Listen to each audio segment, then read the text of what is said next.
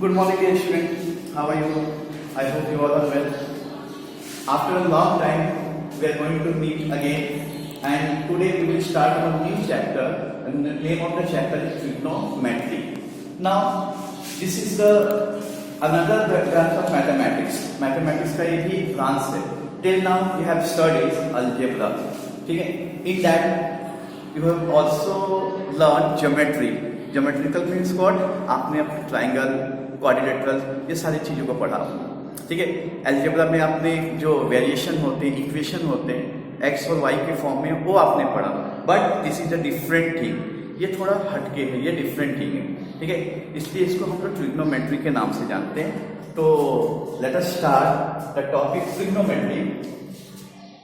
First of all, you have to understand here what is the meaning of trigonometry. Trigonometry का मतलब क्या होता है, पहले आपको ये समझना पड़ेगा. तो basically the word trigonometry is derived from Greek word. ये ग्रीक वर्ड से लिया गया, आप देख सकते हो. The word trigonometry is derived from 3 Greek words. जो ग्रीक वर्ड्स है उससे लिया गया है. देखो, सबसे पहले इसमें है ट्राई. आप देख सकते हो ट्राई. ट्राई का मतलब क्या होता है? Try means three. इसका मतलब होता है थ्री. गोना मीन्स होता है साइड्स. एंड मैट्रोन का मतलब होता है मेजरमेंट. मतलब ऐसा ट्राइंगल जिसमें 3 साइड्स हो. ठीक है. और ट्राइंगल में तो तीनों साइड्स होते हैं. तो जिस ट्राइंगल के अंदर उसके तीनों साइड्स हो गए, उसके तीनों एंगल्स हो गए, उसके मेजरमेंट को हम निकालते हैं. ठीक है. उसी को हम बोलते हैं ट्रिग्नोमेट्री. और आपको मालूम होना चाहिए कि ट्रिग्नोमेट्री मोस्टली ट्राइंगल में ही एप्लीकेबल होता है. Whether the triangle is acute, ऑब्स्क्यूट और राइट एंगल, जो भी हो. लेकिन हमारे सिलेबस में राइट एंगल का ही दिया गया, हम उसके बारे में ही स्टडी करेंगे. ठीक है. तो first of all you have to understand this कि जैसे ट्राइंगल है. ठीक है. इस ट्राइंगल में this is first side, this is second side, this is third side. तो इसके अंदर इसके तीनों साइड्स हो गए और ये जो तीनों एंगल्स हो गए, इसके मेजरमेंट को इसमें किया जाता है, फाइंड आउट. ओके. जो भी इसमें ट्रिग्नोमेट्री के फॉर्मूलेस होते हैं, ठीक है, वो फॉर्मूलेस को अप्लाई करके अगर इसमें एक भी साइड मिसिंग हो तो हम लोग निकाल सकते हैं. Okay. Now let's understand more about trigonometry. कि ट्रिग्नोमेट्री को किसने इन्वेंट किया. ठीक है. जानते हो, कोई भी चीज अगर हम कोई थ्योरी पढ़ते हैं या कोई प्रिंसिपल पढ़ते हैं तो वो अपने आप नहीं बनता, कोई ना कोई उसको इन्वेंट करता है. तो the founder of trigonometry was Hipparchus. क्या नाम था उनका? हिपार्कस. और वो कब थे? He was born in Nicaea in 190 before Christ. इस समय ये पैदा हुए थे. ठीक है. तो आप इसको सिंबॉलिकली भी देख सकते हो, मैंने यहाँ बना के दे दिया है. ट्रिग्नोमेट्री देखो कौन कौन से. पहले ट्राइगन प्लस मैट्रॉन, ये भी ग्रीक वर्ड है. ट्राइगन का मतलब होता है ट्राइंगल, और मैट्रॉन का मतलब होता है मेजरमेंट, जैसे मैंने वहां पे समझाया आपको.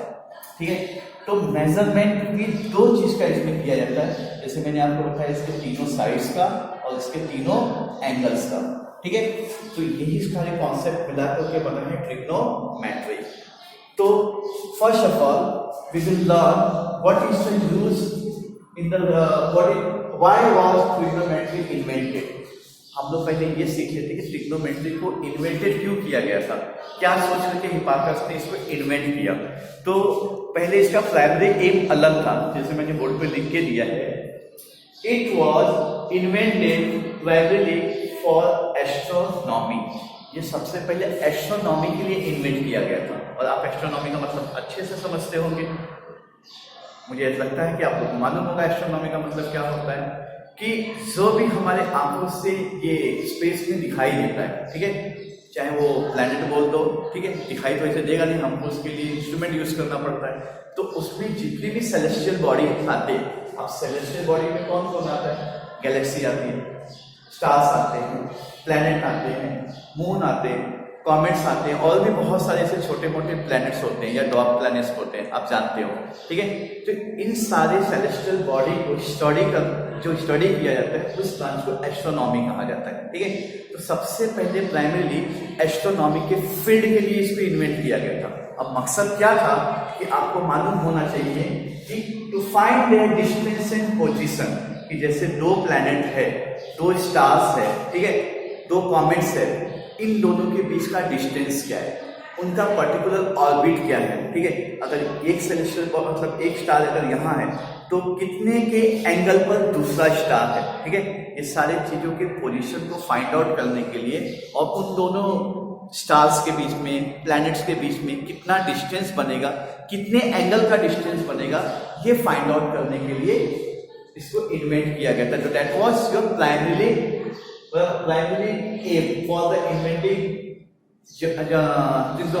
ट्रिग्नोमेट्री को इन्वेंट करने का एक प्राइमरी मेन एम था।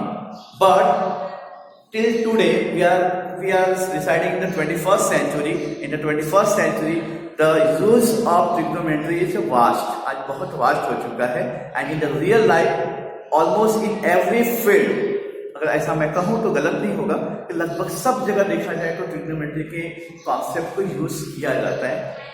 Let's see how use in the real life. First, height of the building in the mountain. जैसे मान लो किसी माउंटेन के हाइट को मेजरमेंट करना है, बिल्डिंग के हाइट को मेजरमेंट करना है, तो इसमें भी ट्रिग्नोमेट्री के रेशियो को यूज किया जाता है, ठीक है। आप जैसे आपको मैं एग्जांपल ही दे देता हूँ कि समझ जाइए कि अगर ये आपका घर है, ये बेस है, ठीक है, तो अगर आपको सीढ़ी अगर यहाँ पे लगाना है, ये समझिए कि आपका फर्स्ट फ्लोर है, ठीक है, यहाँ पे अगर आपको यहाँ से एक फ्लैट हाइट में आपको सीढ़ी चाहिए तो ये सीढ़ी का लेंथ कितना होगा, वो इसके बेस पे हम क्या कर सकते हैं, ट्रिग्नोमेट्री के रेशियो को लगा करके फाइंड आउट कर सकते हैं कि हमारी सीढ़ी का डिस्टेंस कितना होगा, यहाँ पे एंगल कितना बनेगा, ये यहाँ पे कितना एंगल बनेगा, ठीक है। ये सारे कॉन्सेप्ट ट्रिग्नोमेट्री के कॉन्सेप्ट को ही यूज करके बनाया जाता है। तो हाइट हो गए बिल्डिंग के या माउंटेन के हो गए, इसी के बेस पे निकाला जाता है। समझ जाइए कि अगर ये कोई माउंटेन है, अगर ऑब्जर्वर यहाँ पे है, अगर इसका हाइट उसे मालूम है, इसका डिस्टेंस मालूम है, यहाँ पे कितने तक का ये एंगल बनेगा या यहाँ पे बनेगा, ये इसी के बेस पे निकाला जा सकता है। दूसरा है कंस्ट्रक्शन। मैंने अभी आपको बता दिया, यहाँ पे कंस्ट्रक्शन के फील्ड में भी जितनी भी कंस्ट्रक्शन के काम होते तो स्लोप कितना होगा, हाइट कितना होगा, नीचे का बेस कितना देना चाहिए, ये सारे इसी कॉन्सेप्ट को यूज करके बनाए जाते हैं। फ्लाइट इंजीनियरिंग, आपको मालूम होगा जब हम फ्लाइट में बैठते हैं तो आप सुने होंगे कि जहाज डायरेक्ट उड़ना नहीं चालू करता है, पहले कुछ दिन वो जमीन पे चलता है, ठीक है, उसके बाद वो क्या करता है, उसके बाद वो एक डिस्टेंस हो गया या आप बोल सकते हो कि एक मेजरमेंट होता है 30 डिग्री या 40 डिग्री के एंगल में, वो पहले क्या करता है, उड़ान भरना चालू करता है, फिर वो ऊपर जाकर के स्ट्रेट होता है।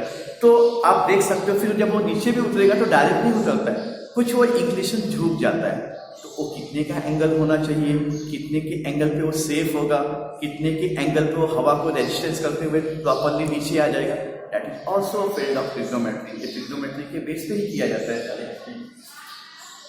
फिजिक्स हो गया, मरीन बायोलॉजी हो गया, नेविगेशन मतलब जो आपका डायरेक्शन फाइंड आउट करना होता है उसमें ये सारी चीजों में भी ट्रिग्नोमेट्री का यूज किया ही जाता है, ठीक है।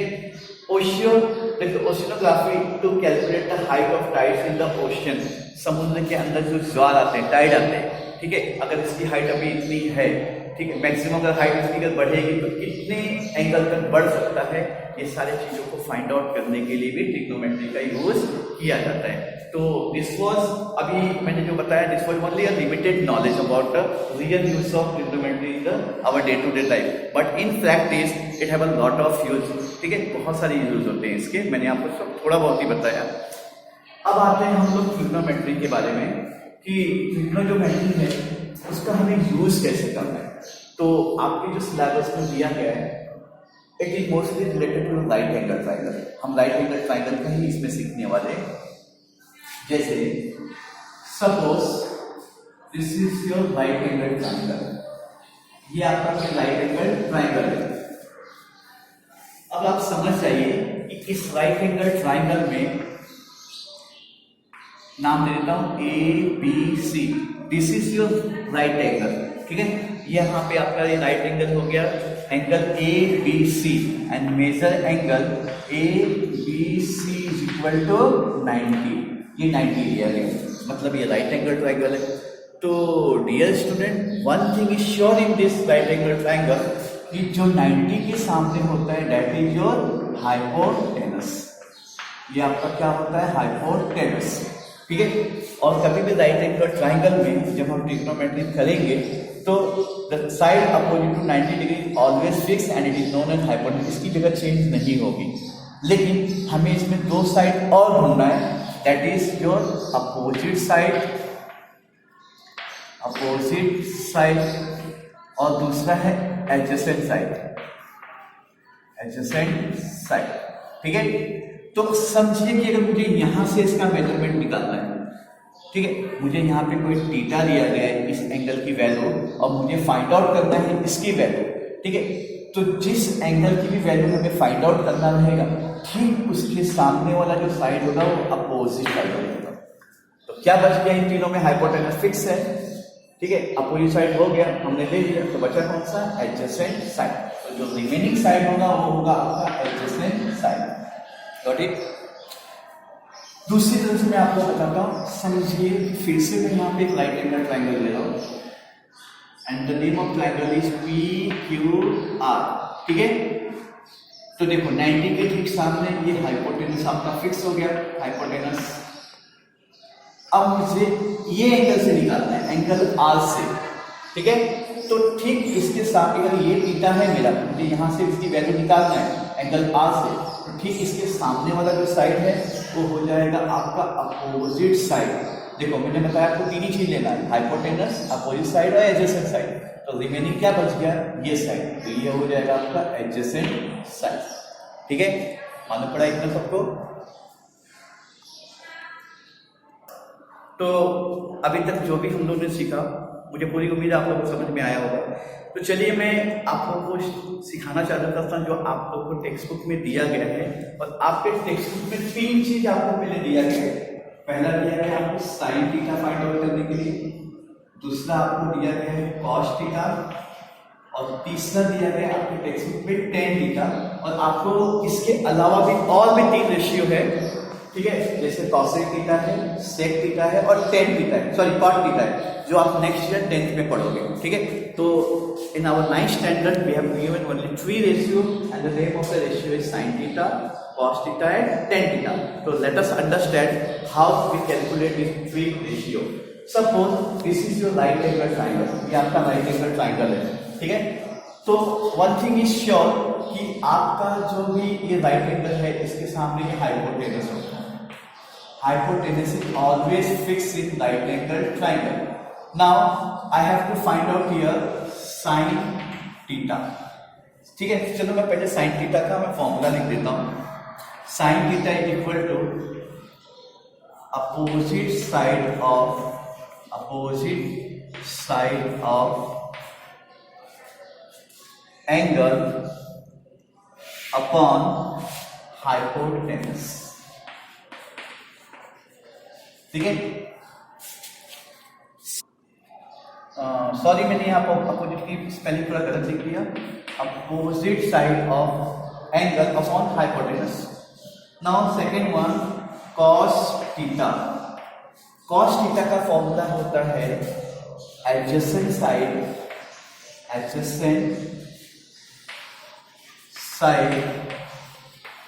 Of theta, sorry angle upon hypotenuse. And third one is tan theta. ठीक है, आपको tan थीटा निकालना है इसमें। तो tan थीटा का फॉर्मूला होता है opposite side of angle upon adjacent side of angle. ठीक है, तो देखो आप देख सकते हो इसे, और यहाँ पे मैं आपको एक चीज और सिखा देता हूँ। आप लोग को तीन चीजें जो है ना फटाक से याद हो जाएगी। समझ जाइए कि अगर आपको किसी को बुलाना है, ठीक है, आपका फ्रेंड है, आप उसको कैसे बुलाओगे। जैसे मैं बुलाना चाहता हूँ अपने फ्रेंड को, तो मैं बोलूँगा ओ हीरो, ए हीरो, ओए सुन। जैसे मैंने ये 3 वर्ड बोला, क्या बोला, ओ हीरो, ए हीरो, ओए। ओए मैंने बोला ना, जैसे ओए करके हम लोग बुलाते हैं ना। अब सिंपल में देखो ना, यहाँ पे ओ हीरो, opposite side upon hypotenuse. A0 देखो एडजेसेंट साइड अपॉन हाइपोटेनस। और मैंने क्या बोला आपको, ओए जैसे हम बुलाए इसको, तो यहाँ पे क्या हो गया, O अपॉन A। देखो O0 A0 OA, याद रहेगा आपको फॉर्मूला भी, very easy. Opposite side upon hypotenuse, adjacent side upon hypotenuse, opposite side upon adjacent. ठीक है, आई होप कि आपको जल्दी याद हो जाएगा। तो अब आप देखो आप अप्लाई कैसे करोगे इसको। ठीक है, मैं इसको जरा रफ कर देता हूँ। जैसे आप देख सकते हो, अगर समझिए कि मुझे इसकी वैल्यू निकालना है थीटा, ठीक है, मुझसे पूछा गया है साइन थीटा। ठीक है, अब देखो थीटा किसमें दिया गया है, एंगल ए।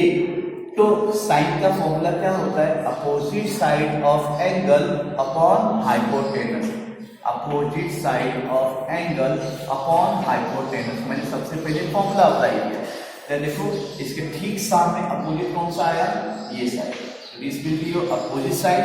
तो ये जो रिमेनिंग है वो आपका क्या हो जाएगा, एडजेसेंट साइड, जैसे मैंने आपको बताया। तो देखो opposite side is BC, BC upon hypotenuse is AC।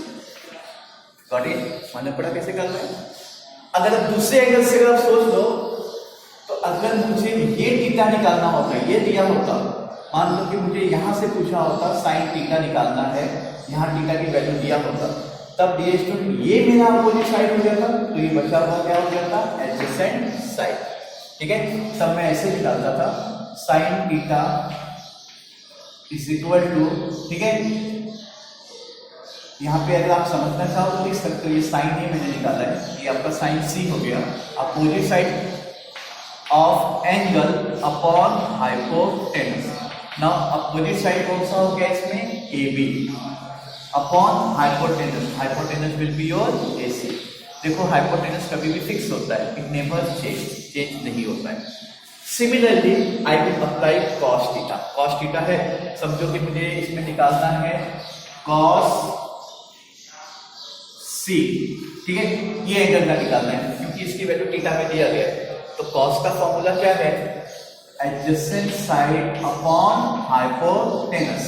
तो आप जो दिमाग लगाओ कि आपने cos C निकालना है, तो ठीक इसके सामने वाला जो एंगल होगा वो अपोजिट साइड हो जाएगा, तो जो बच गया वो कौन सा होगा, एडजेसेंट साइड। अब मेरा फॉर्मूला क्या बोल रहा है, एडजेसेंट साइड अपॉन हाइपोटेनस। तो here adjacent side is BC and hypotenuse is AC।